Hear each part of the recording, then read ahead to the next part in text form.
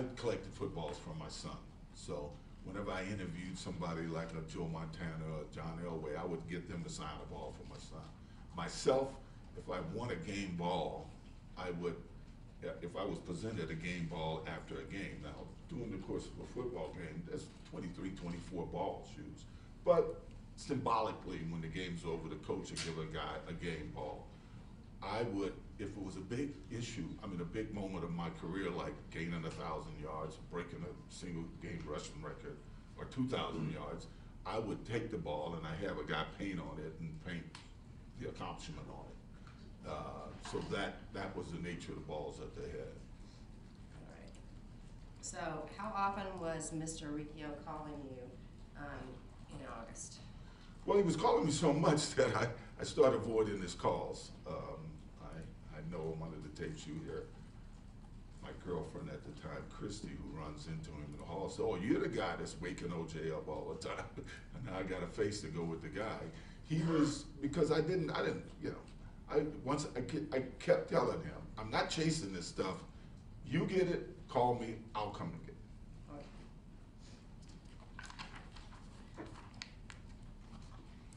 The items that you're trying to get, were they anything that you would have ever sold? No, no, Would you have given them away to people? no. Well, my kids. Okay. And I've given a few things, but you know, pictures and stuff, but not any of these things, not any of these awards.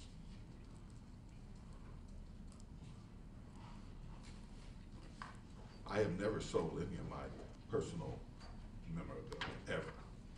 All right. Excuse me.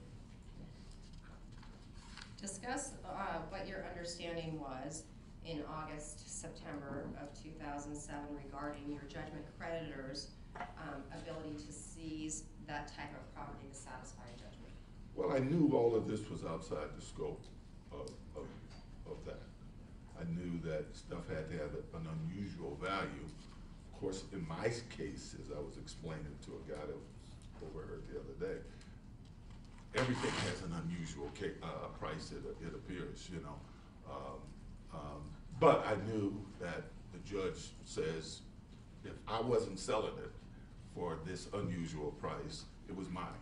If I sold it for over some unusual price, then they can, you know, garnish the money.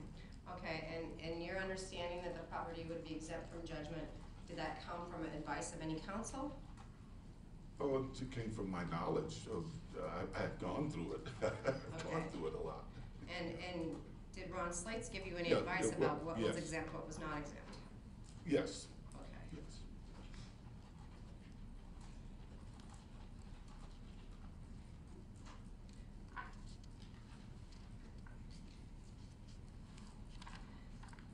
Do you recall the references to turnover orders during your trial? Yes. Explain your understanding of what that evidence pertained to. Well, as far as this case is concerned, I knew that Mike Gilbert, Bruce Furlong, and Beardsley had been issued turnover orders, and in all cases claimed they had nothing that belonged to me. Okay. And so when you're saying they have turnover orders, that means they shouldn't have your property? They shouldn't have my property. Okay. And what should they have done with your property if they had it? Well, you know, the sheriff's department served them turnover orders, and they never turned it over. So, you know, I was hoping that they would turn it over even when I had no issues with these guys, because then I would be able to get it if they had it. Okay. So after you're contacted by Riccio, is the plan to get the property evolving over the couple or 3 weeks before you come out to Las Vegas? No, it's pretty much the same. You get it, I'll come and get it. Okay. But I'm not coming out there to chase it. All right. And Riccio contacted law enforcement, Yes, and he told you about that? yes. Okay. And so what was your understanding about their willingness to help you? Well, I knew they would. Why did you not try to pursue civil action against the sellers? Well, they, you mean before? Yeah, when Mr. Riccio told you these guys have your property, did you know who exactly had your property? No. Okay, and then why did you not try to find that out and then pursue a civil action?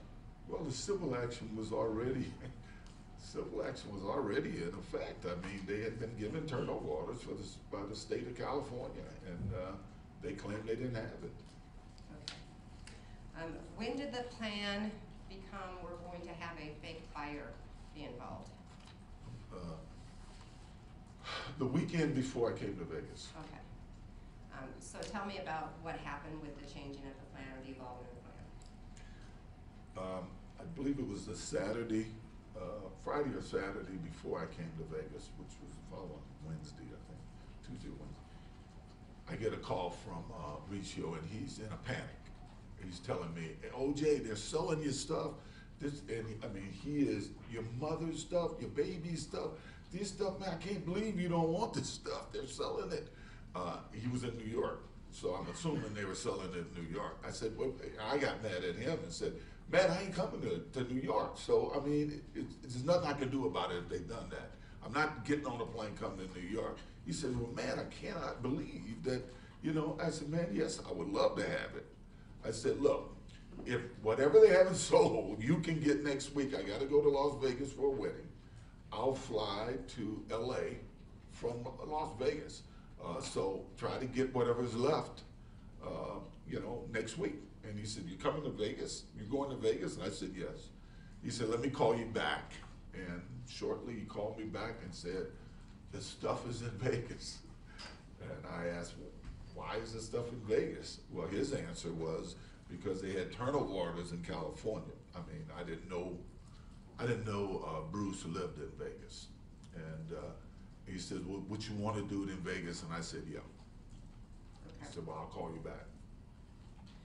And prior to this time, had you consulted from when Mr. Riccio first contacted you to right before you're coming to Vegas, had you consulted any legal counsel regarding getting that property back? I talked to Yale about it 2 or 3 times. It came up, and because we still didn't know exactly who they were, but we were pretty sure it was Beardsley. And Yale had evidently had some contact with Beardsley and thought he was, different. And Beardsley was a little different. And we talked about it. And Excuse me, Your Honor. At this juncture, if Mr. Simpson is going to be discussing conversations that he claims he had with Mr. Galander, I would ask that foundation be laid as to when and where these discussions took place, and who else, if anybody, was privy to these discussions. Thank you, Mr. Simon. And I can do Just that. make sure you follow up. Do you recall exactly the dates of your conversations? No. All right. Were they telephone conversations? Some were, yes. And some in-person conversations? Yeah, one at dinner. When you went to dinner? Yes. Okay. So, you heard the testimony regarding the lengthy telephone calls going on in August between you and Mr. Galanter's cell phone? Yes. Okay. Would some of those conversations been the ones you're talking about right now? Yes. Okay. So that would be between August 15th and the end of August? Yes. All right. And so what did Mr. Galanter tell you over the course of those conversations? Well, Objection, they haven't laid an adequate foundation yet, particularly as to the dinner that Mr. Simpson just mentioned. Certainly there was a time and place of the dinner, and most likely other people present. Mr. Simon, I thought Ms. Palm, I might be confused, was just asking about the phone calls right now. Okay. And so with respect to the phone calls, what kind of advice was Mr. Galanter giving? Well, the overall advice he gave me is you have a right to get your stuff. He gave me an example that if you were walking down the street and you saw your laptop with your name on it in a car, you can use the force to break the window of the car to get the laptop. He told me on not only then, but even the night before, that I couldn't go in a person's dwelling because that would be trespassing. And if they asked Excuse you me, to Your leave, Honor, you at this gotta leave. juncture, Mr. Simpson is talking about a specific occasion, September 12th, of 2013, which was, as Mr. Simpson would say, the night before. I would request that they state when and where this discussion took place and who was present. Okay. All right, Mr. let's- Simon, if you have concerns, you certainly are welcome to follow up on cross-examination. Go ahead. Thank you. So, he's telling you not to commit a trespass? Yes, Okay. So, does the plan that you have to retrieve your property evolve based on his advice to you? yes. All right. And you talked to him how many times, do you think? 4, 5, 6, yeah. Okay. And so you talked to him in those last couple of weeks of August? Yes, I mean, the whole conversation wasn't about this, but Okay. yes. And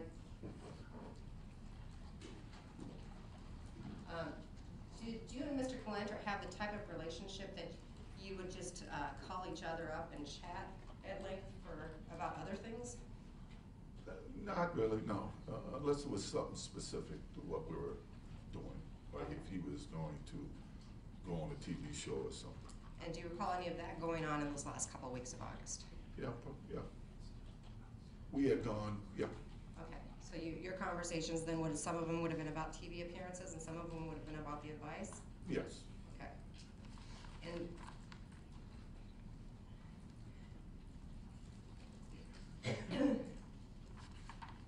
so your plan,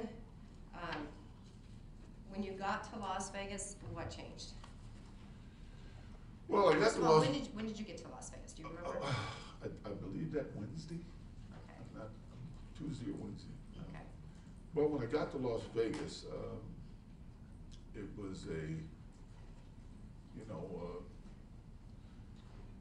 celebrative environment. You know, my best friend was getting married. and your best friends? Well, one of my best friends, Tom Scotto, was getting married, and we were all there, and we were all in a pretty good celebrative mood. Riccio had told me he was gonna fly in, and he wanted to meet with me that day. So you're talking about the 12th that you The meeting with Riccio? 12th, I believe, Okay. yeah, the day of the incident. Okay, that's Okay. 13th. 13. Riccio said he was, because I didn't really know if it was gonna be the 13th, 14th, 15th, But he said he wanted to do it there because he had to go to LA. He wanted to do it on that day because he had to go to LA. I was gonna play golf that morning, but I stayed up too late the night before. And I passed on my morning golf game, and I left him a message that I'd be at the pool. Okay, I don't want to go to the pool day. Okay. We were talking about the dinner that Mr. Simon was asking about. Oh, I thought you When were was talking about that? Lucia. That was the day before, the night before the incident. So you see Mr. Galanter the night before the incident? Yes, All right. Was that the first time you saw him after you got to Las Vegas? yes. All right, so what happens at the dinner? Who's there, first of all? Well, it was kind of a fluid thing, Stuart was there, CJ was there, my daughter was there, Christy, the girl I was seeing, was there, Yale was there. I don't remember his wife, but she may have been there, because so many people were coming and going. Okay. I think Tom Scotto came by. And where was the dinner? It was at 9, the restaurant 9. Is that in the Palms Yes. Hotel? Okay. Yeah. So at this dinner, what's the conversation between you and Mr. Galanter? Yeah, well, we talked about the wedding, Tom getting married. This came up, what was gonna happen tomorrow. I explained to him what I was going to try to have Charlie do, to go in to verify it was my stuff and to try to get more see if he could get more personal stuff out of the guys. I didn't think these guys would have everything laying around, and I was hoping that maybe one of my watches or rings or something would show up. Someone mentioned, I think CJ mentioned, or my daughter mentioned the suit. Was the suit gonna be there? And I said, if that suit's there, I'm gonna take it and burn it. And Yale, this is what I remember, you are not burning that suit. Told me I was not gonna burn that suit, to bring that suit to him. And I said, oh man, these guys, they inflate everything. If this suit was worth what they're saying it's worth, they would have sold it a long time ago. He said, no, and he implied that he knew somebody that was interested in buying it. Okay. And so did you discuss with Mr. Galanter the entire plan as it had evolved to that point? Well, the only idea I had at that point, and I hadn't spoken to Riccio about it, was I wanted someone to go in before me to verify it, because I was 100% sure Beardsley was who he said he was, because Beardsley is like a different character. I didn't really know who the other guy was. I thought it would be Mike. So I wanted someone to go in there, and Charles Ehrlich is who I was going to have go in there, and I hadn't asked Ehrlich about it yet, and go in first as if he was a buyer, just to make sure the balls had Pete Rozelle on it. Because if it had, you know, one of the other commissioners after Pete Rozelle, then it wasn't legitimately one of my balls.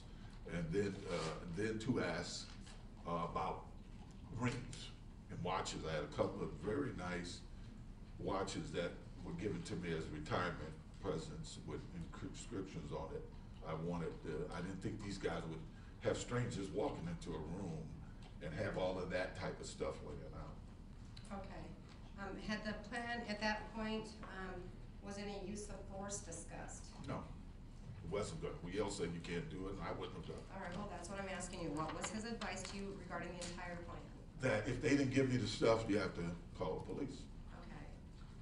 And that's what I told everybody involved, that if they don't give it to me, I'm gonna get the police in there. Okay. Did you have any understanding whether you could detain people or not? Enough till the police came. Okay. So at this point, your advice is no trespass on other people's property. Yes, You can use some force. yes, You can demand your property. yes, Okay. And if they refuse to give it to you, you can detain them for the police. yes, but I had no doubt that they would give it to me. Okay. And did that plan ever involve a discussion of using any weapons? Never no weapons. Weapons was never an issue in this thing. Okay. So you never told Mr. Galanter, I plan to use weapons No, on this? no way, no It way. didn't come up? No. Okay.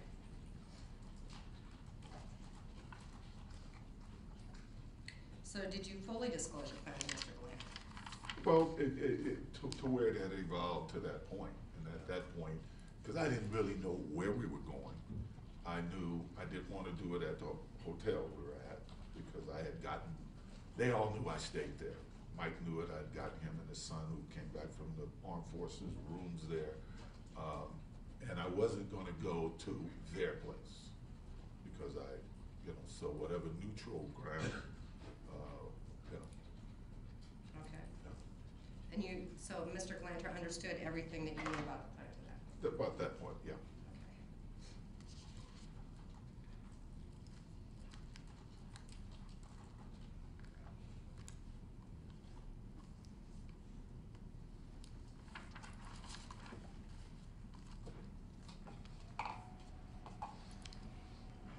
And do you know why Mr. Galanter was in town during the 12th and 13th? No, Here, let me I got it. No, I think he was in town for a client. Okay, No. for another case? Yeah. All right.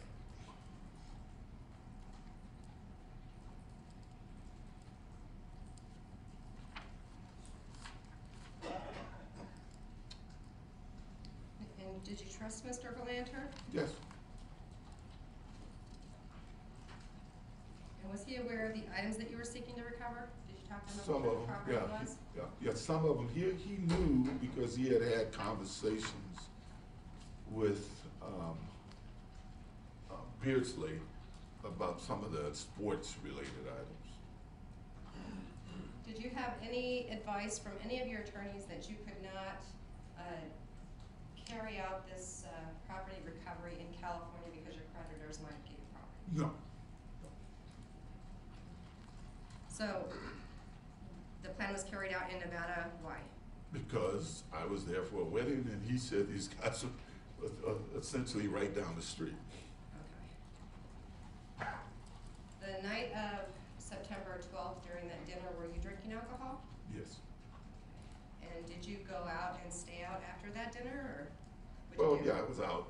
When I say out, I don't know if I left the hotel, but they have a number of clubs and bars in the hotel. Okay. Did you become intoxicated at any point during that night or that evening? You know, I wouldn't have gotten behind the wheel of a car. Okay. So you were drinking Yeah, I throughout was the evening? drinking. I'm in Las Vegas. I'm in Las Vegas with a lot of friends, and I was meeting some relatives of Tom's, and yeah, we were in a very celebrative mood. Okay. Did you stay out late or get to bed early, or what'd you do? We stayed out. I guess it was late. So the next morning on the 13th, did you have any trouble getting up? I couldn't. I couldn't get up to go. I had a golf game scheduled, but I couldn't get up to go. All right. So I want to talk to you about your activities on the 13th. What'd you do after you got up? What time did you get up to your knowledge? I think it was rather late, and I didn't. I stayed in the room, and just didn't feel like getting up, and I kind of laid around for a while. And I think about midday or so, I went down and had a late breakfast. And Did you then have, let me ask you, did you have any alcohol with your breakfast? I think I had a Bloody Mary or two. Okay. And at some point, do you go to the pool? Yes, All right, why are you going to the pool? that's where everybody was congregating. And who's everybody? Well, mostly everyone that was a part of the wedding. So the wedding party? The wedding party, and then there was other people. It was People the who were bar. invited to the wedding? People that were invited to the wedding, and then just general public. I mean, it's the Palm Pool. It was a lot of people. Yeah. Okay. So do you know what time you get to the pool? About midday, I think 12 or 1 maybe. Okay, and at the pool, are you having any alcohol? Oh, yes. And how much were you drinking, if you can remember? Well, I had a joke that my doctor says I should never have an empty glass, is what I would tell the waitress, so we were celebrating. It was, we were all celebrating. Okay. Do you recall a point in the Palm Post transcript where it says, "I've had 4 already"? Yeah. Did you think that was you that said that? I know I had 4. Okay. Yeah. So by about 1:30 in the afternoon, you probably already had 4? Oh, yeah. Oh, Okay. yeah. I mean, counting the Bloody Marys at breakfast, yes. Okay. So you're at the pool and you're talking to people? Yes. Okay. Yes. And are you telling everybody about the plan as we heard yesterday? Well, I don't think I really started talking about that until Riccio showed up. Okay. And once he showed up, everybody I introduced him to, I told them why he was there. All right. And that was not only family, wedding people, strangers, virtually the waiter, virtually everybody, or the bartender, I should say, outside bartender, virtually everyone who was there. Okay. So when Riccio shows up, does the plan evolve further? He keeps wanting to talk. He says, Juice, and he keeps telling me, "What? Stop telling people." And I kept saying, "Why? I couldn't understand what's the big secret here. They aren't here. They're not going to find out the guys." So that he kept wanting to pull me aside to talk, and I was having too good of a time. And eventually, I finally, after he was there about an hour, maybe an hour and a half, I finally went off to the side with him. Okay. Did the plan involve the Palace Station at that point, or was that later? No, it didn't. I didn't know what it involved. He said to me, that was the first time when he took me aside, he said to me, "How do I want to do this?" And I said, "What do you mean, how do I want to?" He said, "Well, what do you want to do?" I said, "Man, you've been calling me all this time. What do you mean, how do I want to do it? Tell me where you guys are going to be and I'll come." At that time, I thought it was at a storage place. And I said to him, "Well, we'll come over to the storage place and be walking by." He said, "Well, you can't get inside the outer gate, so we shouldn't do that." He told me I should get a room. Okay. Did he want you to get connecting rooms? Was that his? Well, at first he said, "Could I get a room?" And I was kind of, I wasn't feeling it, me getting a room for this. He mentioned coming to the Palms, and I said, "No, You know, these guys, they know this is where I stay, and I figured Mike would be on alert if he knew it was at the Palms. So he said, well, try to get a room. And I said, well, I'll see. Why were you concerned about Mike being alert? Well, Mike always knew I stayed at the Palm. He knew I knew some of the management of the Palm. Did you think it would affect your ability to get your property back? Well, I also didn't want to, I wanted to go to a neutral site, is what I wanted. Okay. And so, while you were out at the pool,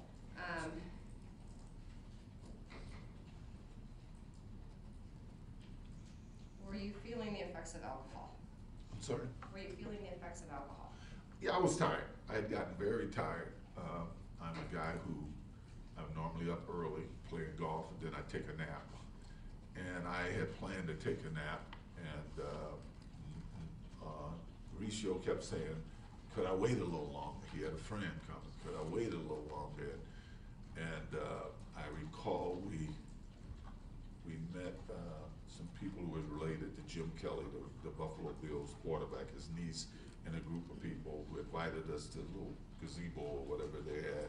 And we went there and had a drink with them, and I introduced them to Mike and told him what, I introduced them to Ricio and told him what Ricio was there. These were some Guidos, you know, and, and they were like, hey man, do you want us to come? You know, and I said, no, don't worry about it. But, then finally I told Ricio, I was tired of waiting for his friend, I'm going to my room. If the guy comes, come up, I'll say hello to him up in my room. Okay, so let's go back. Were you Yeah. feeling the effects of alcohol Yeah. before Yes. you go to your room? Yes. Okay. Yes. Do you recall a person named Willie Singleton being at the pool? Well, now I do. At the time, I didn't know him, but yeah. Okay, so you didn't even know who Willie Singleton was before that day? No, he was introduced to me that day. All right, and has he ever been your legal counsel on any matter? No, never. Have you ever retained him even for advice? No. Okay.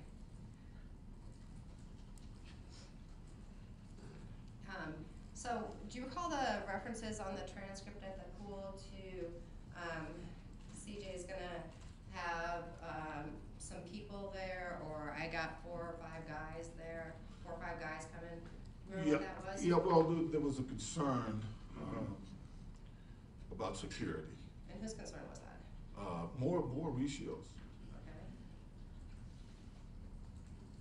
And those references, who were you talking about when you said, I've got 4 guys or I've got 5 guys? Well, at that point, I had asked at one point for Stewart to see if he could get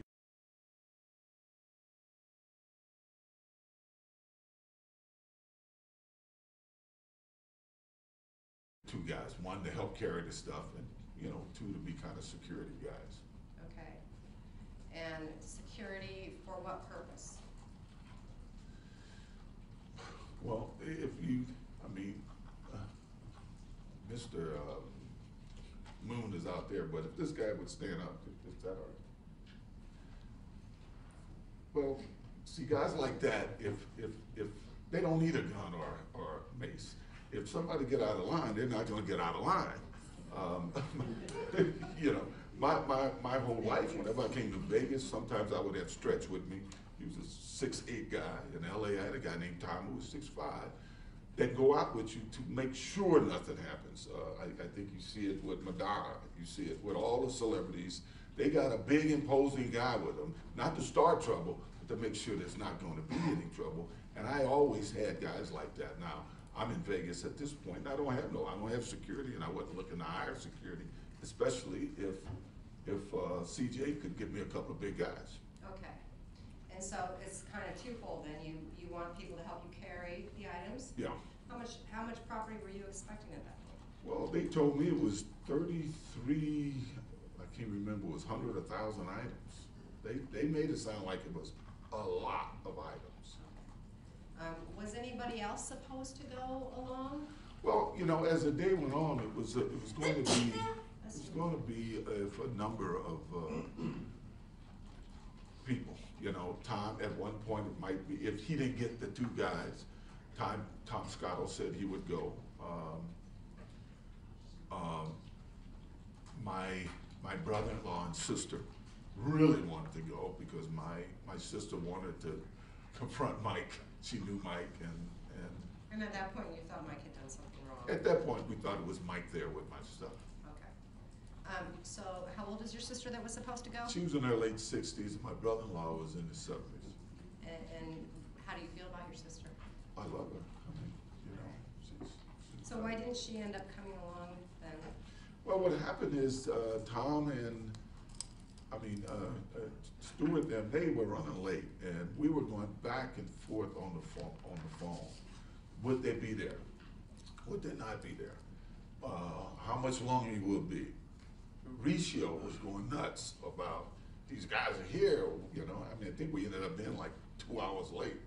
You know, but so it was getting a little hectic if they would be there. And during the course of these conversations, Stewart said, you know, McClintock and Goldie, that's what we call Alexander, you know, they said they'll help. And I said, I know, but I really don't want, you know, Goldie there. And Let me stop you, you're getting a little bit ahead. I'm sorry. So your sister doesn't go basically just because? Well, when they showed up, and they had the car finally showed up, we were in front of the hotel, just lost really, because I didn't know to take a cab to try to get the Palms Hotel to give me one of these big green limos. It was myself, Charles Ehrlich, and a guy named Cashmore, who I just met. And while we were there, just lost, Stewart drove up. And Tom Scotto and I think his wife, my daughter, they got out of the car and said they were really tired. And I said, well, don't worry about it, because by that time I had asked the two guys, I'd accepted their, you know, offer. So let's go back to that. Excuse me, Your Honor, when Mr. Simpson says he accepted the offer of the other two guys, I would request that he state who the other two guys are that he's referring to.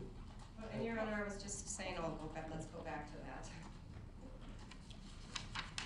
Can we go back to, you're in your hotel room before leaving for the Palace Station? Yes. After you get back from the pool, Yes. okay? What's going on in your hotel room? Well, people are going in and out. Some of Tom Scotto's, I think his sister and brother-in-law had come up and left. At one point, Riccio shows up with a guy named Katz, who's a big fan of mine. So, and we talked about whatever, I think it's on the tape, that what we talked about. But before they left, I got a call from the lobby that Walter was, a guy that I knew as Goldie, but is known as Alexander. Walter Alexander was in the lobby and wanted to say, hey. So I said, come on up. And they came up. As they came up, there was a little overlap between them and Riccio. And I started explaining to Walter them what Riccio them was there, why they were there. And at that point, McClintock, not Walter so much, but Let me stop you there. Do Riccio and Katz leave, or did they stay in the room? they were leaving. Okay. You know, they were there long enough to make introductions, to introduce them, you know, maybe a few words or something, and then they would leave. Okay, so then you're speaking with whom? Walter Alexander and McClintock. And that's who I knew Michael as Spencer. McClinton? Pardon me? Is that Michael McClinton? Yeah, I knew him as Spencer. I didn't know his name was. Okay, so he's also known as Spencer. Yeah. Is there anybody else in the room with you when you're speaking to them that you remember? At some point, I think Christy came to the room, and I think she might have been with someone, and then they left. Okay. But, And so how does the conversation go with Mr. McClinton and Mr. Alexander? well, as far as this was concerned, Mr. McClintock immediately said that I have security. And I told him, these guys, I know these guys, I don't need security. And he said, oh man, you know them, man? And he reached in his pocket and he showed me his license to carry a concealed weapon, you know, which I guess he felt would, you know, And I did feel, well, it means the guy's legitimate. They don't just get these to anybody, you know. But I still told him I didn't need their help. Okay. And I told him that if things changed, I would call him. Okay. And at the time, what were your feelings? You had mentioned not really caring for Goldie or Walter Alexander. Pardon me? I'm sorry. You mentioned you didn't really care for Goldie or Walter Well, Alexander. Walter was a guy that I had met through some friends playing golf, and over the years we played a lot of golf together, and I loved his competitiveness on the golf course. Off the golf courses, you know, he lived a little different life than I did, so we didn't really spend much time off the golf course. I knew he was having some financial problems. I knew of a situation with him and Scotto about a financial matter. So I just, I just didn't feel comfortable with him. If I was gonna have a lot of my things around, I didn't feel comfortable with it. So it was more a concern that he might take your property than anything? Well, but even before that, I really asked Scotto not to invite him to the wedding. You know, I don't know, it just seemed to be, I don't know, it was Okay. just me, I don't know. So when you're having this conversation with Mr. Alexander and Mr. McClinton, do you know what time it is? I would say it's 3 or 4, Okay. 2 or 3, 4, somewhere between 2 and 4. 3:30, if that's what the Yeah, record shows, be possibly, about yeah, right? yeah. All right. Had you been able to take a nap? You said No, you're tired. that really was bothering me, you know, and even while they were there, I was having these conversations with Ricio about the room, with Stewart about where are you guys now, how much longer you're gonna be, and then with just general other people. Okay, so at the point where you're concluding your conversation with them and saying, thanks, but I don't really need you. I don't need to, yeah. You're still expecting Stewart to come back Yeah. and to bring other people to Well, help. yeah, him and someone, by that time, he told me a guy would be coming over to that a guy might be coming over to the hotel. Okay. Yeah. And you heard the trial testimony from Mr. McClinton and Mr. Alexander regarding you asking them to bring weapons when they came to help you. Did that conversation happen? Absolutely not true, no, not at all. Okay.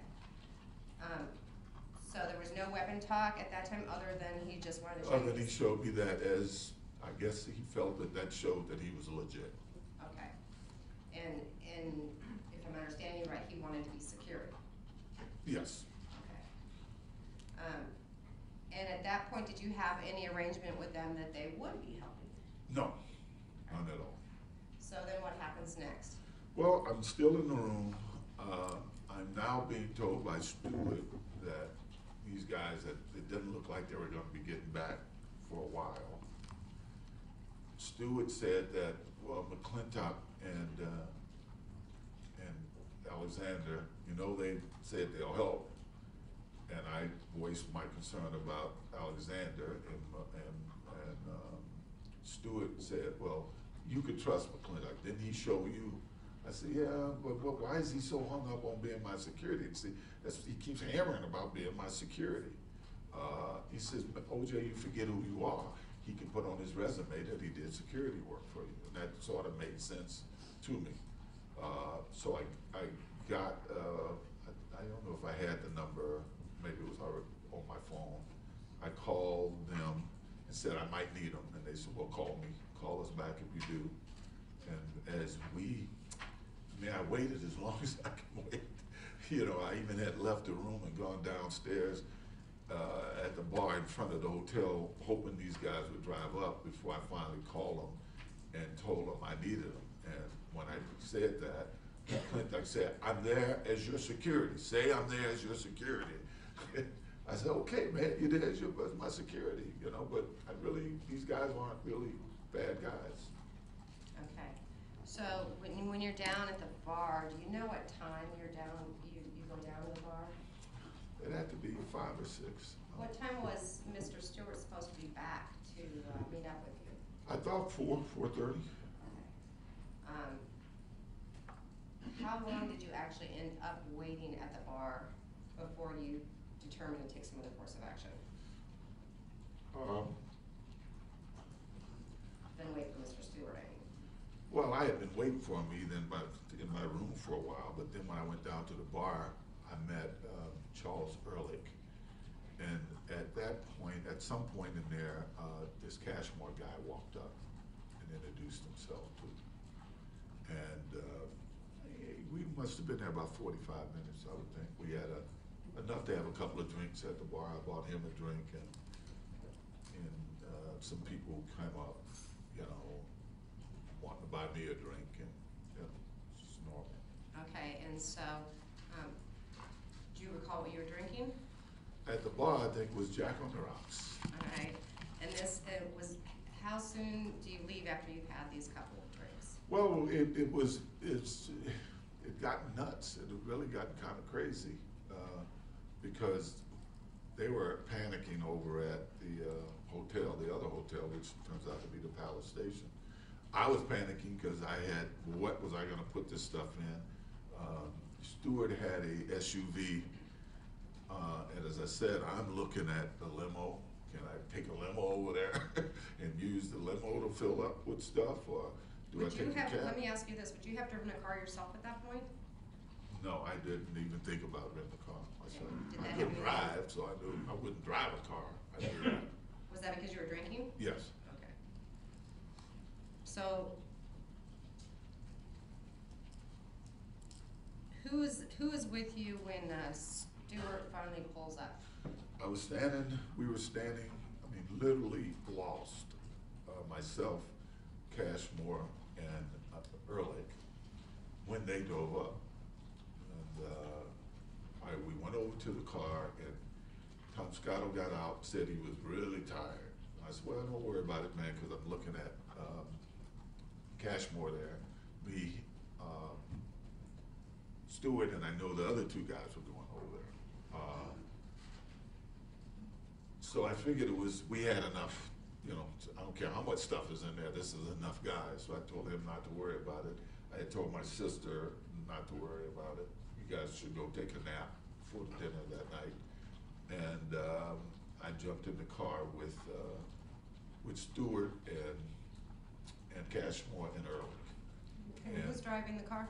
Stewart is driving the car, and we're leaving the lot, and I suggested then that maybe I didn't need the other guys.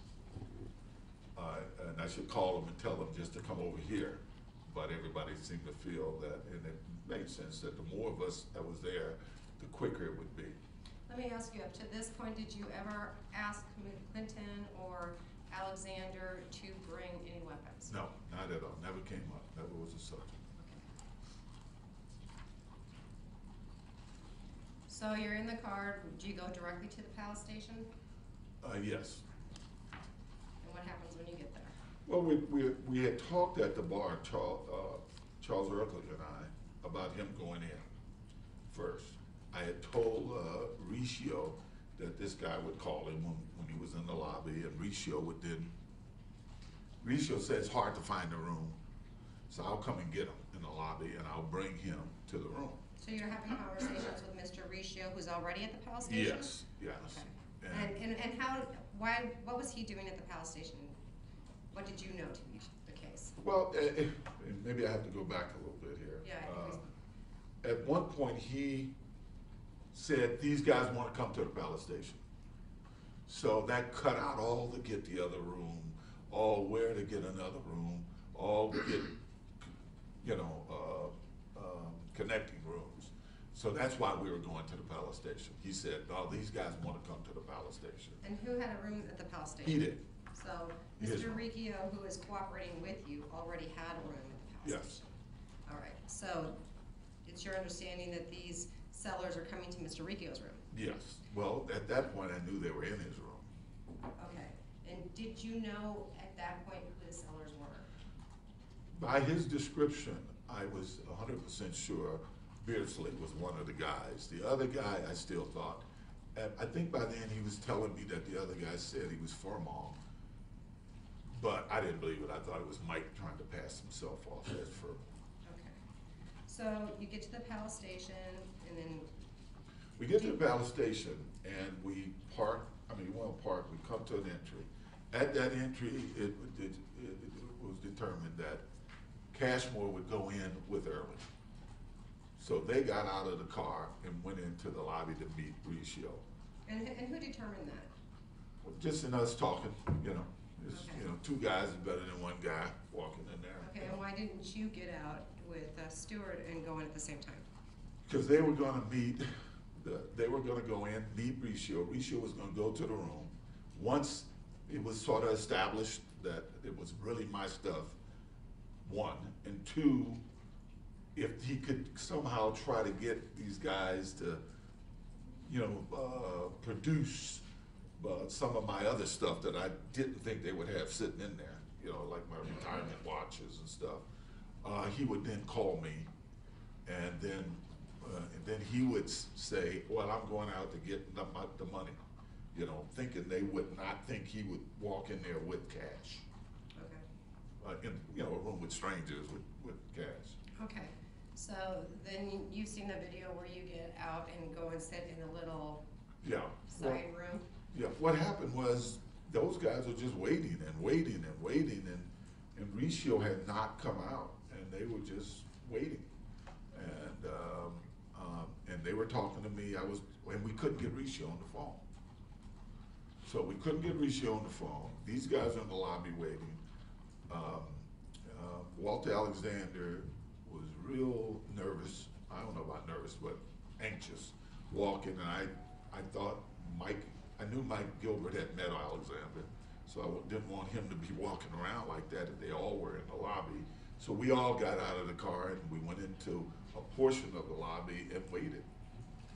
Okay, so while you're waiting there, do you remember how long you wait there?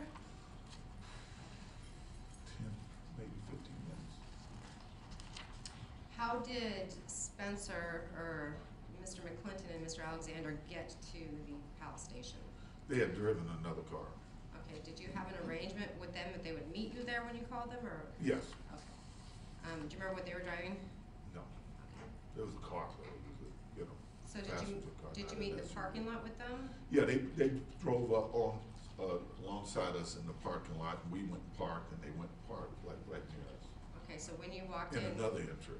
when you walked in, were they walking in with you? Yeah. All right. So inside while you're waiting, it's you, Mr. McClinton, Mr. Alexander, and anybody else? Well, then Cashmore and Early came over and told us, hey, man, these guys are nowhere around. How about Mr. Stewart? Was he in there? Yeah, Mr. Stewart's there too. Okay. And then, so what finally happens that makes you get up and leave? Well, at some point, I didn't see him when he walked up. They said, oh, there he is. And then he was talking to, he being Riccio, was talking to Cashmore and Early. And at that point, we all walked up to him, and he said to me, they didn't bring all the stuff, but you're really gonna want what they brought. And you guys should follow me because you'll never be able to find the room. Okay. Was there any talk at that point, hey, these guys don't have any guns? There was no talk about guns at all. Okay. But you heard his testimony that he came up and told Mr. Ehrlich that there were no guns? No, I don't recall that. Okay. I wasn't there if he told him when he first told him, but I Okay. don't recall. So you never heard that the sellers don't have any weapons? No, And there hadn't been any weapon discussion at that point? no, and I wouldn't have fathomed in my wildest dreams that these guys would have guns. That Mike Gilbert or Riccio or any of those guys would have guns. Well, not Riccio, I didn't know him really, but I knew Mike and I knew Bruce. Okay. So were you expecting any trouble? No. Okay. So what happens next? He says, you'll never find the room, you should follow us. And at that point, we all started walking back to the room, and he was talking about this guy, Beardsley. You know, that this guy, I mean, his words, so this guy's nuts. This, you know, this guy Beardsley, man, I've been stuck with this guy, you know, as we walk back to the room. Okay, how long does that walk take from where you were in the Palace Station to where the room was? Just a few minutes. All right. Did you have to go down a lot of different corridors, or? Yeah, we kind of went through the part of a casino, slot machines, then down a hall, then outside, then back in, and then we turned and went a few, about 7 or 8 doors down. It didn't take much time at all.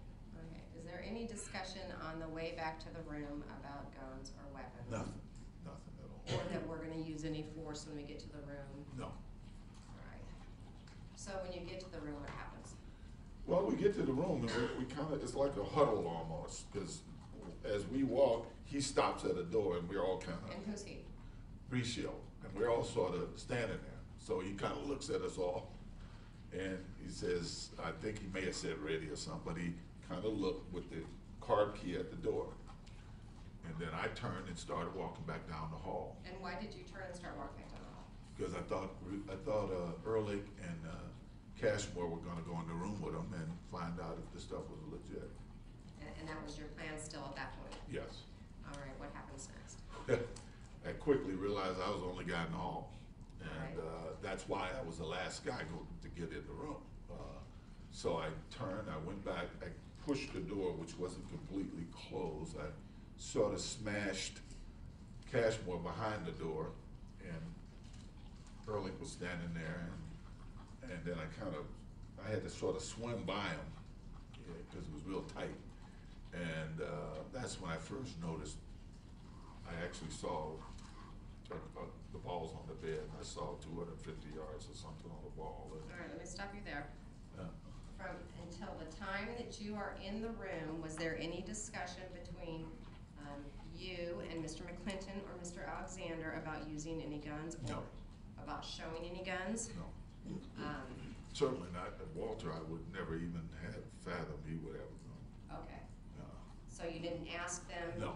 Hey, show them your piece or your gun? No. When you get in there? No. Okay.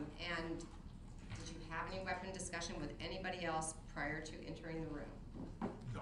All right, so you're in the room and you see it's your items on the bed, what happens next? Well, when I first walked in, I couldn't, it was packed, but the only opening that I could see as I kind of worked my way by these two guys was I could see in the bathroom there was a lot of stuff, and then I could see the bed almost immediately. And I turned to Cashmore and Ehrlich and said, don't let anybody out of here. And I walked in and I was kind of stunned because I was looking at stuff that I hadn't seen in, 10 years. Okay. When you're saying, you've heard on the audio tape, you saying repeatedly, don't let anybody out of here. Yes. Why are you saying that? Because these guys are in here with my stuff. I don't want them to leave because if they don't volunteer to me, I want them arrested.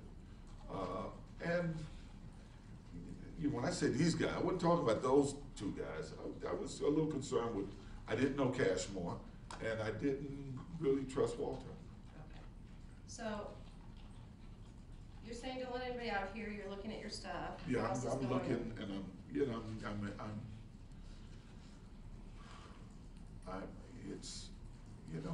I'm inhaling. You look at this stuff. Some of this stuff I honestly didn't even know was gone. I had forgotten about. So Like what, for instance?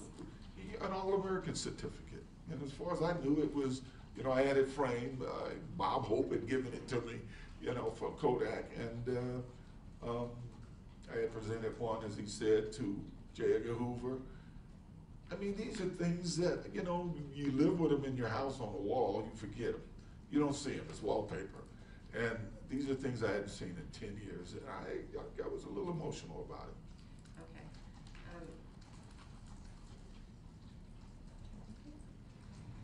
Why don't we go ahead and take a break? Come back at 10:30. We're in recess. Am I gonna start trouble with this guy? You wasn't here, I want to point to you, not him. Oh, you want me to?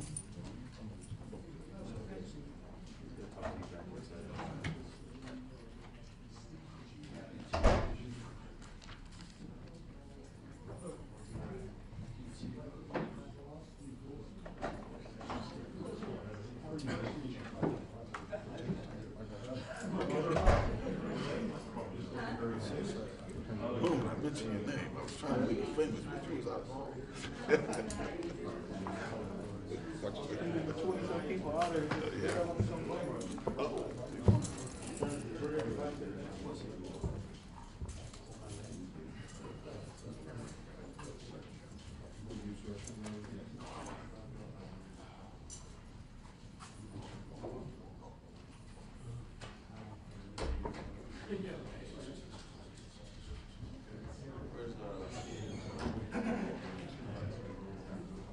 Let's get your chance to take a 5-minute restroom break, whatever you guys need. Be back here in 5 minutes.